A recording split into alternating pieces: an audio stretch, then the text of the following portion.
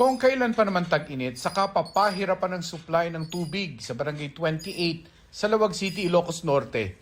Ayon sa ilang residente, natutuyo na ang ilang poso. Apektado ang kanilang gawaing bahay gaya ng paglalaba.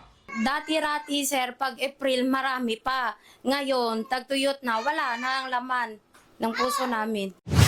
Sa General Santos City, bumaba naman ang level ng tubig sa ilog. Kaya may ipinatutupad na schedule sa pagpapatubig ng mga tanim na asparagus. May ilang pananim na rin natuyo at nangamatay. Ngayong araw na itala ng Pag-asa ang danger level na heat index sa Apari at Cotabato City. Pero hindi lang tag-init ang binabantayan ngayon ng Pag-asa. Kanina, nagdeklara ang Pag-asa ng El Nino Alert.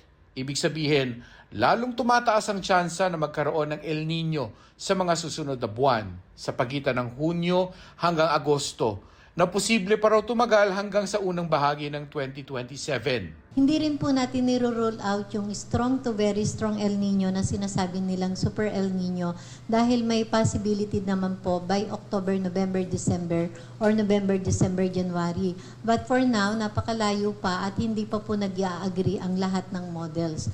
May posibilidad din na sumabay ang El Nino sa habagat season, kaya inaasahan ng mas mababagsik na mga bagyo. From 1960 to 2021, mas marami pong bagyo in July during El Nino. At yung pong nag-e-enter sa Philippine Area of Responsibility ay more typhoon and super typhoon category in September during El Nino years.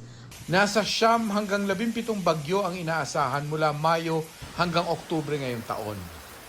This is a critical stage where preparedness actions should already be intensified. Mark Salazar, GMA News.